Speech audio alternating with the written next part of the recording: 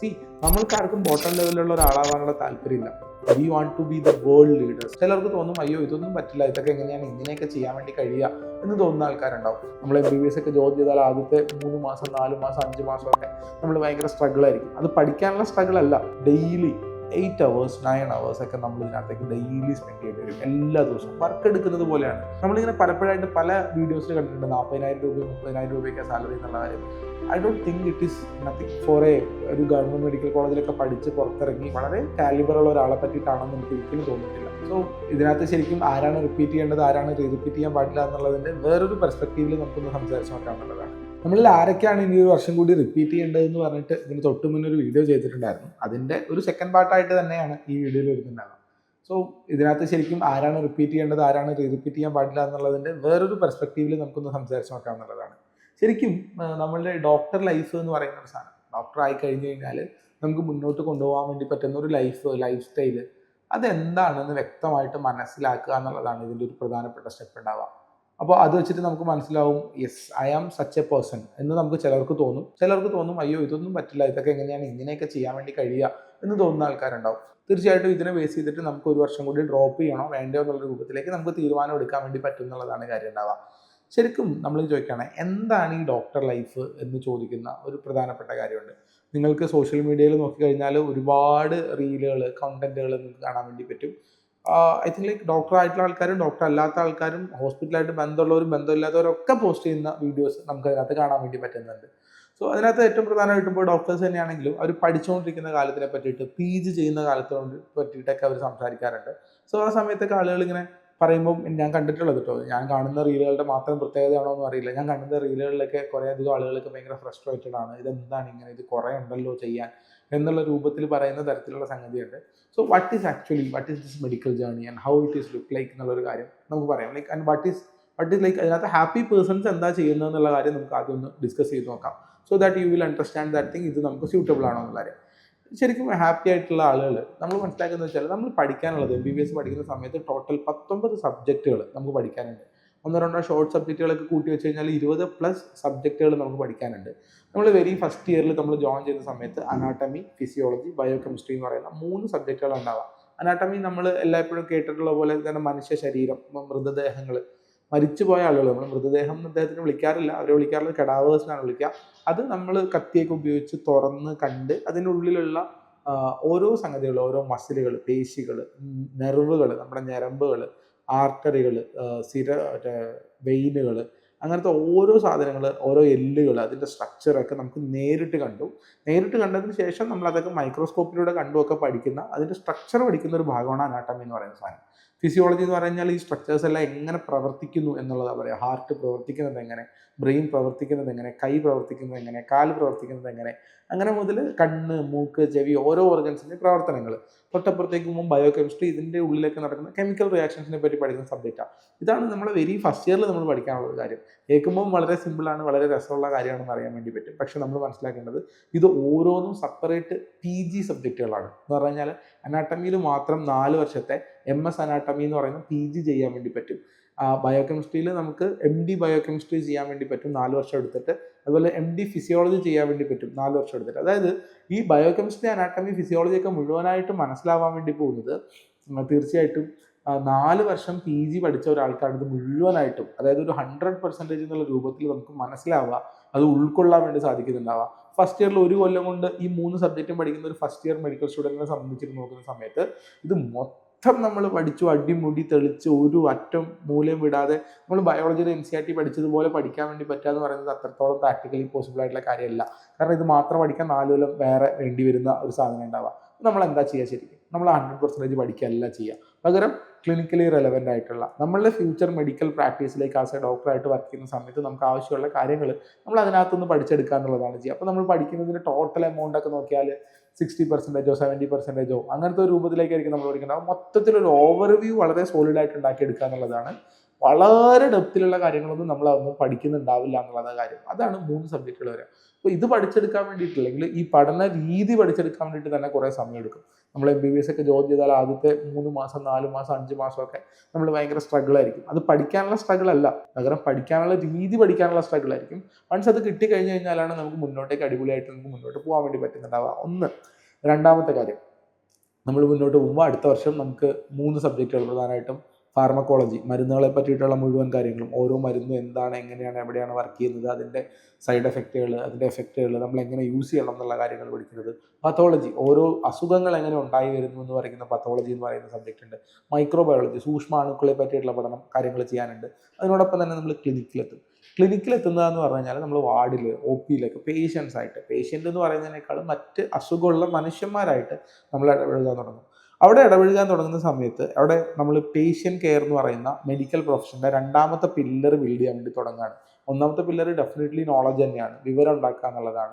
ഞാൻ ഈ പറയുന്ന ഡിഫറെൻ്റ് ആയിട്ടുള്ള സബ്ജക്റ്റുകളിൽ ENT, ophthalmology, community medicine, surgery, paediatrics, orthopaedics ഒക്കെ പോലെയുള്ള വിവിധ വിഷയങ്ങളിൽ വിവരം ഉണ്ടാക്കിയെടുക്കുക എന്നുള്ളത് ഒരു പില്ലറാണ്.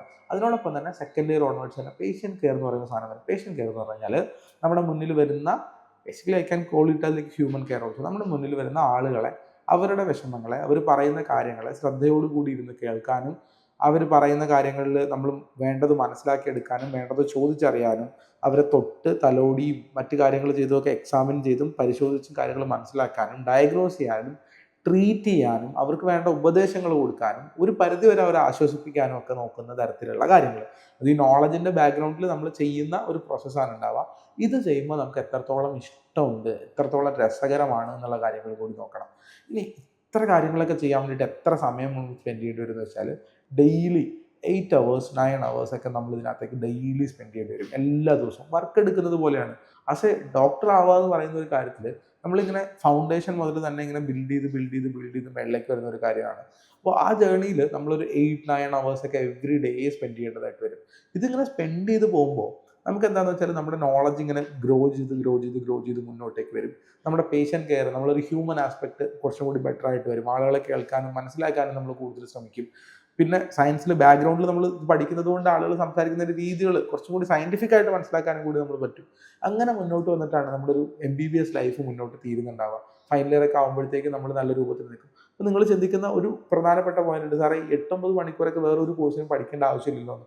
ഇത് വെറുതെ തോന്നുകയാണ്. നിങ്ങളൊരു അക്കൗണ്ടൻ്റ് ആവാൻ വേണ്ടി പഠിക്കുകയാണെന്ന് വിചാരിക്കാം. ചാർട്ടേഡ് അക്കൗണ്ടൻസി, കൊമേഴ്സ്, ഒരുപാട് പരസ്യങ്ങളൊക്കെ നമ്മൾ കാണുന്നതാണ്. അതിൽ പഠിച്ച് നിങ്ങൾ നല്ലൊരു അക്കൗണ്ടൻ്റ് ആവണമെങ്കിൽ ഡെഫിനറ്റ്ലി അക്കൗണ്ടിങ്സിൻ്റെ ടീച്ചർമാരോടൊക്കെ ഞാൻ സംസാരിച്ചിട്ടുണ്ട്. അവരൊക്കെ പറയുന്ന കാര്യം എന്താണെന്ന് വെച്ചാൽ, അവിടെയും 8-9-10 മണിക്കൂറൊക്കെ നമ്മൾ റെഗുലറായിട്ട് വർക്ക് എടുക്കണം. എങ്കിൽ മാത്രമാണ് നമ്മളൊരു ടോപ്പ് ലെവലിലുള്ള ഒരാളായിട്ട് മാറുള്ളൂ. നമ്മൾക്ക് ആർക്കും ബോട്ടം ലെവലിലുള്ള ഒരാളാവാനുള്ള താല്പര്യമില്ല. We want to be the world leaders. ലോകത്തിനെ നിയന്ത്രിക്കുന്ന, ലോകത്തിൽ ഡീൽ ചെയ്യുന്ന ആൾക്കാരാണ്. അവിടെയും വേണം. നിങ്ങൾ ഏതൊരു കോഴ്സ് എടുത്ത് നോക്കിയോ അതിനകത്ത് ടോപ്പ് ആവുന്നതിനെ പറ്റി ചിന്തിക്കണം. കോഴ്സ് എടുക്കുന്നതിനെ പറ്റി ചിന്തിച്ച് കഴിഞ്ഞാൽ ജസ്റ്റ് അഡ്മിഷൻ എടുത്താൽ മതി, കോളേജിൽ പോയില്ലെങ്കിൽ പോലും കുഴപ്പമില്ല എന്നുള്ളതാണ്. അങ്ങനെയും മെഡിക്കൽ കോളേജിലൂടെ കടന്നു പോകുന്ന ആളുകളുണ്ട് കേട്ടോ. സെൽഫ് ഫിനാൻസിങ്ങിൽ പൈസ കൊടുത്തിട്ട് അങ്ങനെ ചെയ്യുന്ന ആൾക്കാർ, എയിംസിലും ഗവൺമെൻറ് മെഡിക്കൽ കോളേജുകളിലൊക്കെ വന്നിട്ട് വെറുതെ കടന്നു പോകുന്ന ഒരുപാട് ആളുകൾ, സ്റ്റുഡൻസ് നമ്മുടെ ഇടയിലുണ്ട്. നമ്മൾ കാണാറുണ്ട് അങ്ങനത്തെ ആൾക്കാരെ. പക്ഷെ whenever if you are thinking like you want to be the best out of this industry, you have to work really 9-10 hours 9 hours 8 hours ഒക്കെ എന്തായാലും വർക്ക് ചെയ്ത് മുന്നോട്ട് കൊണ്ടുവരും. ക്ലാസ് കേൾക്കലും പഠനം കൂടിയാണ്. ക്ലാസ് ഒരു 6 hours 7 hours ക്ലാസ് ഉണ്ടെങ്കിൽ 1 hour 2 hour ഡെയിലി പഠിക്കുകയും കൂടി ചെയ്യേണ്ടി വരും. എങ്കിൽ മാത്രമാണ് നമുക്ക് ഈ ഒരു കാര്യം ചെയ്യാം, ഒരു താളത്തിൽ ഇങ്ങനെ കൊണ്ടുപോകാൻ വേണ്ടി പറ്റുക. And once we are getting a junior doctor ആകുമ്പോൾ നമ്മളൊരു ഡോക്ടറാണ്, പക്ഷേ നമ്മളുടെ എക്സ്പീരിയൻസ് കുറവാണ്. എക്സ്പീരിയൻസ് കുറഞ്ഞ ഡോക്ടറായിട്ടാണ് നമ്മൾ നിൽക്കുന്നുണ്ടാവും. അപ്പോൾ എക്സ്പീരിയൻസ് കിട്ടാൻ വേണ്ടിയിട്ട് സീനിയേഴ്സിൻ്റെ കൂടെ നമ്മൾ വർക്ക് ചെയ്യണം. സീനിയർ ആയിട്ടുള്ള ഡോക്ടർമാരാണ് ഇതിൻ്റെ പ്രിവിലേജുകൾ മുഴുവനായിട്ട് അനുഭവിച്ചുകൊണ്ടിരിക്കുന്ന ആളുകളുണ്ടാവുക. എന്ന് പറഞ്ഞു കഴിഞ്ഞാൽ അവർ രാവിലെ 8 മണിക്കാണ് സീനിയർ ഡോക്ടേഴ്സ് വരിക. ഒരു 12 മണിയാകുമ്പോഴത്തേക്കും അവരുടെ ആക്ടിവിറ്റീസ് ഒക്കെ തീർക്കും. മേ ബി 1-2 മണിക്കൂർ OP നോക്കും. അതിനുശേഷം അവർ പോകും. അപ്പോൾ ഹോസ്പിറ്റലിൽ അഡ്മിറ്റ് ആയിട്ടുള്ള ഓരോ രോഗികളുടെയും കാര്യങ്ങൾ, മേ ബി എന്തെങ്കിലും ടെസ്റ്റുകൾ എടുക്കുന്ന കാര്യമായിരിക്കാം, ടെസ്റ്റുകൾക്ക് അയക്കുന്ന കാര്യമായിരിക്കാം, അതിൻ്റെ റിപ്പോർട്ടുകൾ കീപ്പ് ചെയ്യുന്നതായിരിക്കാം, രോഗിനെ അഡ്മിറ്റ് ചെയ്യുന്നതായിരിക്കാം, ഡിസ്ചാർജ് ചെയ്യുന്നതായിരിക്കാം, രാത്രികളിൽ ഓൺ കോൾ വരുന്ന സമയത്ത് കോൾ എടുക്കുന്നതായിരിക്കാം. ഇതൊക്കെ ചെയ്യേണ്ടി വരിക ജൂനിയർ ആയിട്ടുള്ള ഡോക്ടേഴ്സാണ്. അപ്പോൾ നമ്മൾ ഡ്യൂട്ടി ഡേ അനുസരിച്ചിട്ട് തന്നെ നമ്മൾ മിക്കവാറും ഒക്കെ ആ സമയത്ത് നിൽക്കേണ്ടി വരും. അത് നമ്മുടെ PG സമയം, റെസിഡൻസി എന്ന് വിളിക്കുക. PG സമയത്തും ബാക്കിയുള്ള സമയത്തൊക്കെയാണ് നമ്മൾ അങ്ങനെ ചെയ്യേണ്ടി വരിക. ഇത് ചെയ്യുന്ന സമയത്ത് ഇതൊരു പണിയാണല്ലോ ദൈവമേ എന്ന് കാണുന്ന ആൾക്കാരുണ്ട്. ഇതൊരു ട്രെയിനിങ് ആണല്ലോ എന്ന് വിചാരിച്ച് നിൽക്കുന്ന ആളുകളുണ്ട്. പണിയാണല്ലോ എന്ന് വിചാരിച്ച് നിൽക്കുമ്പോൾ നമുക്ക് ഫ്രസ്ട്രേഷൻസ് ഇങ്ങനെ വരാൻ തുടങ്ങും. പക്ഷേ ട്രെയിനിങ് ആണല്ലോ എന്ന് വിചാരിച്ച് നിൽക്കുന്ന ആൾക്കാരാണെങ്കിൽ I have seen numerous PGs, ഒരുപാട് PGസിനെ ഇപ്പോൾ നമ്മൾ MBBS പഠിക്കുമ്പോഴും ഹൗസ് സർജൻസി ചെയ്യുമ്പോഴൊക്കെ ഒരുപാട് PGs ആണ്. നമുക്കിങ്ങനെ മെഡിസിനിലും ഓർത്തോപീഡിക്സിലും സർജറിയിലും ഒക്കെ നമുക്ക് കാണാൻ പറ്റുന്ന, അതായത് അവർ രാവിലെ വന്ന് വർക്ക് എടുത്ത് തുടർന്ന് ഉച്ച കഴിഞ്ഞിട്ട് അവിടെ പേഷ്യൻസിൻ്റെ അടുത്ത് ഇരുന്ന് കേസ് എടുത്ത് അവരോട് സംസാരിച്ച് അവരുടെ തോളത്തൊക്കെ തട്ടി രസകരമായിട്ട് ഒരു വാർഡ് മൊത്തം ഈ ഒരു PGയുടെ കൂടെ നിൽക്കുന്നത് പോലെയൊക്കെ അവരോട് സംസാരിക്കുന്നതൊക്കെ ആയിട്ട് ഒരു പോസിറ്റിവിറ്റി ഇമ്പാർട്ട് ചെയ്യുന്നതൊക്കെ കണ്ടിട്ടുണ്ട്. അങ്ങനെ ചെയ്യുന്ന സമയത്ത് അവർക്ക് കിട്ടുന്ന ചേട്ടാ ഇതൊക്കെ തന്നെയുള്ള ജീവിതം അങ്ങനെ ചോദിക്കാം. നമ്മൾ ചോദിക്കും ചേട്ടാ ഇങ്ങനെ ചെയ്യുന്നത്, നമ്മൾ ഇതൊക്കെ തന്നെയുള്ള ജീവിതം, ഇത് തന്നെയാണ് ചെയ്യേണ്ടത്, നമ്മൾ ഇങ്ങനെ പഠിക്കണം എന്ന് പറയുന്ന ആൾക്കാരെ കണ്ടിട്ടുണ്ട്. So there is a period of such a thing and we are also getting gradually into that senior post. Out of like ഒരു 8 years 9 years ഒക്കെ നമ്മൾ MBBS UGയും PGയും ഒക്കെ കംപ്ലീറ്റ് ചെയ്യുന്നതോട് കൂടിയിട്ട് തന്നെ നമ്മൾ ഗ്രാജുവലി ഈ ജൂനിയർ കൺസൾട്ടൻ്റ് എന്നുള്ള പൊസിഷനിലേക്ക് എത്തും. വീണ്ടും വർക്കുകൾ ഉണ്ടാവും. നൈറ്റ് ഡ്യൂട്ടി ഉള്ള ദിവസം പ്രസൻറ്റ് ആവേണ്ടി വരും. നൈറ്റ് ഡ്യൂട്ടി ഉള്ള ദിവസം കോൾ വരുന്ന അനുസരിച്ച് നമ്മൾ വർക്ക് ചെയ്യേണ്ടി വരും. പക്ഷേ ഇതിലൊക്കെ ഭയങ്കര സന്തോഷം കിട്ടാൻ വേണ്ടി പറ്റും എന്നുള്ളതാണ്. ലൈക്ക് കഴിഞ്ഞ ദിവസങ്ങളിലൊക്കെ ഉണ്ടായ ഒരു സംഭവങ്ങൾ, എൻ്റെ പാർട്ട്ണർ ഉണ്ട് ഡോക്ടർ ഫാത്തിമ. നിങ്ങൾ ഇൻസ്റ്റാഗ്രാമിലൊക്കെ ഡോക്ടർ ഫാത്തിമ സഹീർ സെർച്ച് ചെയ്ത് കഴിഞ്ഞാൽ കാണാൻ വേണ്ടി പറ്റും. അവർ ഞങ്ങളിങ്ങനെ രാത്രിയിൽ വീട്ടിൽ കിടന്ന് ഉറങ്ങുന്ന സമയത്തൊക്കെ, അങ്ങനത്തെ സമയത്ത് വരെ നമ്മളെ വീട്ടിൽ നോക്ക് മുട്ടാറുണ്ട്. ആരെങ്കിലുമൊക്കെ വന്നിട്ട് മുട്ടാറുണ്ട്. വളരെ അത്യാവശ്യമായിട്ടായിരിക്കും അവർ വരുന്നുണ്ടാവുക. അവർക്കറിയാം നമ്മൾ ഉറങ്ങുകയാണെന്ന്, അവർക്കറിയാം നമ്മളെ ശല്യം ചെയ്യരുത്. പക്ഷേ സ്റ്റിൽ അവർ മുട്ടുന്നുണ്ടെങ്കിൽ അവർക്ക് അത്രയും ആവശ്യമുള്ളതുകൊണ്ടാണ്. കയ്യിലൊരു കൈക്കുഞ്ഞിനെയൊക്കെ പിടിച്ചിട്ടാണ് വരിക. ചിലപ്പോൾ എന്തെങ്കിലും ശ്വാസം മുട്ടോ പനിയോ ചിലപ്പോൾ സീഷർ അടിക്കുക, ലൈക്ക് അപസ്മാരം വരിക പോലത്തെ സിറ്റുവേഷനൊക്കെ ആണെങ്കിൽ ഇവർക്ക് വേറെ എവിടെയും പോകാനില്ല. ഇവർ ഓടി വന്ന് നമ്മൾ മുട്ടി, നമ്മൾ എണീറ്റ് നോക്കുന്ന സമയത്ത് കാണുന്നത് ഇങ്ങനത്തെ ഒരു സിറ്റുവേഷനാണ്. ആ സമയത്ത് നമുക്ക് ഈ ഉറക്കം പോയല്ലോ എന്നല്ല തോന്നുക, നമുക്ക് അവരെ ഹെൽപ്പ് ചെയ്യണം എന്നാണ് തോന്നുക. പെട്ടെന്ന് വണ്ടിയൊക്കെ എടുത്ത് ഹോസ്പിറ്റലിലേക്ക് പോയി കാര്യങ്ങളൊക്കെ ചെയ്ത് 1.5 മണിക്കൂർ കഴിഞ്ഞ് തിരിച്ചു വരുന്ന സമയത്ത് ഉറക്കത്തിൽ നിന്ന് എണീറ്റ് പോയി ഉറക്കം പോയതിൻ്റെ വിഷമം ഉണ്ടാവുന്ന ആൾക്കാരും ഉണ്ടാവും. ആൻഡ് മേ ബി ഇതൊക്കെ ചെയ്യാൻ പറ്റിയതിൻ്റെ സന്തോഷം ഉണ്ടാകുന്ന ആൾക്കാരുണ്ടാവും. പിറ്റേ ദിവസമൊക്കെ രാവിലെ ഫോൺ വിളിച്ചൊക്കെ എന്തായി രാത്രി, കുഴപ്പമില്ലല്ലോ, പിന്നെ ഓക്കെ ആയില്ലേ, കുഴപ്പമൊന്നുമില്ല, നമുക്ക് ഇന്ന പോലെയൊക്കെ ചെയ്യാം എന്നൊക്കെ പറഞ്ഞിട്ട് ഒരു കമ്മ്യൂണിറ്റി ബിൽഡ് ചെയ്യുന്ന, നമ്മുടെ ചുറ്റുമുള്ള ആളുകളുടെ ഒരു കൂട്ടം നമ്മുടെ ചുറ്റും ബിൽഡ് ചെയ്ത് വരുന്ന അങ്ങനത്തെ ഒരു സിറ്റുവേഷനുള്ള അങ്ങനത്തെ ആളുകളുണ്ട്. ഇതിങ്ങനെ മുന്നോട്ട് പോകുമ്പോൾ നമ്മുടെ വർക്കിന് ചുറ്റും നമ്മൾക്ക് വരുന്ന മനുഷ്യന്മാരും അവരുടെ ഇടയിൽ കൊടുക്കുന്ന ഇമ്പാക്റ്റും അങ്ങനത്തെ കുറേ കാര്യങ്ങൾ നമുക്ക് ചെയ്യാൻ വേണ്ടി പറ്റും. കൂടെ സാലറി ഉണ്ട്. നമ്മളിങ്ങനെ പലപ്പോഴായിട്ട് പല വീഡിയോസിൽ കണ്ടിട്ടുണ്ട് 40,000 രൂപയും 30,000 രൂപയൊക്കെ സാലറി എന്നുള്ള കാര്യം. I don't think it is nothing four ഒരു ഗവൺമെൻറ് മെഡിക്കൽ കോളേജിലൊക്കെ പഠിച്ച് പുറത്തിറങ്ങി വളരെ കാലിബറുള്ള ഒരാളെ പറ്റിയിട്ടാണെന്ന് എനിക്ക് ഒരിക്കലും തോന്നിയിട്ടില്ല. നമ്മുടെ കൂടെയൊക്കെ ലൈക്ക് എൻ്റെ ബാച്ച് ഇപ്പോൾ കോഴിക്കോട് മെഡിക്കൽ കോളേജിൽ നിന്ന് പഠിച്ചിറങ്ങിയിട്ട് 7 കൊല്ലം 8 കൊല്ലം ആവുന്നു. മെജോറിറ്റി ആൾക്കാർ PG എല്ലാം കഴിഞ്ഞിട്ടുണ്ട്. എല്ലാവരും കൺസൾട്ടൻ്റ് ആയിട്ട് വർക്ക് ചെയ്യുന്നുണ്ട്. മിനിമം 1.5-2 ലക്ഷം രൂപ എല്ലാവരും തന്നെ സാലറി വാങ്ങുന്നതായിട്ട് തന്നെയാണ് കാണുന്നുണ്ടാവുക. ഓരോരുത്തർക്കും അതിൻ്റെ ടൈം എടുക്കാൻ, അല്ലെങ്കിൽ ഓരോരുത്തരും അതിൻ്റെ ടൈം എടുക്കുന്നുണ്ട്. പക്ഷേ still they will be reaching government സർവീസിലും പ്രൈവറ്റ് സർവീസിലൊക്കെ ആയിട്ട് ആവറേജ് സാലറി 1.5-2 lakhs എല്ലാവരും വാങ്ങുന്നുണ്ട്. 4 lakhും 5 lakhും 6 lakhും പിന്നെ ഓരോ കേസിനനുസരിച്ച് സാലറി വാങ്ങുന്ന വളരെ ഹൈലി പെയ്ഡ് ആയിട്ടുള്ള ആൾക്കാർ വരെ 5-6 കൊല്ലം കൊണ്ട് തന്നെ വരുന്ന ഒരു സംഗതിയുണ്ട്. പക്ഷേ this is not a straight line. ഒറ്റ സ്ട്രെയിറ്റ് ലൈനിൽ പോകുന്ന ഒരാളല്ല ഇത്. ഇങ്ങനെ മുന്നോട്ട് പോകുന്ന, ഇതൊക്കെ ചെയ്യുന്ന സമയത്ത് സന്തോഷം കിട്ടുന്ന, ആളുകളുടെ കൂടെ നിൽക്കുമ്പോൾ ബാക്കി കാര്യങ്ങൾ ചെയ്യുന്ന അങ്ങനത്തെ ഒരാളാണ് നിങ്ങളെന്ന് തോന്നുന്നുണ്ടെങ്കിൽ, കഴിഞ്ഞ വീഡിയോയിൽ ഞാൻ എൻ്റെ വർക്കിൻ്റെ അല്ലെങ്കിൽ പ്രിപ്പറേഷൻ ഒരു ഇൻറ്റൻസിറ്റിനെ പറ്റി പറഞ്ഞിട്ടുണ്ടായിരുന്നു. പ്രിപ്പറേഷൻ ഇനി ഇൻറ്റൻസ് ആയിട്ട് ചെയ്യാൻ വേണ്ടി പറ്റുമെന്ന് നിങ്ങൾക്ക് തോന്നുന്നുണ്ടെങ്കിൽ you definitely drop 1 more year. ഒരു വർഷം കൂടി ഇരിക്കുക എന്നുള്ളതാണ്. സപ്പോസ് അതൊന്നും അല്ല എന്ന് വിചാരിക്കുക, അയ്യോ ഇതെന്താ ഇങ്ങനെ എന്നുള്ളതാണെങ്കിൽ you can choose another way.